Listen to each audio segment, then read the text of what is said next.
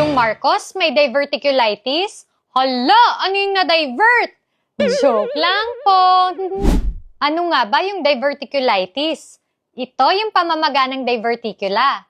Yung diverticula, ito yung maliliit na pouches o parang maliliit na bulsa na nagfo-form kapag nagwi-weaken yung wall ng bituka natin.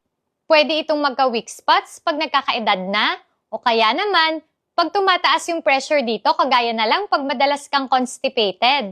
Ang tawag sa kondisyon pag meron kang diverticula ay diverticulosis na kadalasan ay walang sintomas. Pero pag namaga at na-infect na ang diverticula, ang tawag dito ay diverticulitis. At ilan sa mga sintomas nito ay ang pananakit ng tiyan, lagnat, nausea and vomiting, at pagbabago sa pagdumi. Kadalasang treatment dito ay antibiotics, pero pag malala na, pwedeng umabot sa operasyon. Hindi ito totally maiiwasan, pero ilan sa maaaring makatulong dito ay ang pagkain ng high-fiber diet, mag-exercise regularly, mag-maintain ng healthy weight, iwasan na ang mga bisyo, at syempre, stay hydrated. Gets ba? Okay, ingat!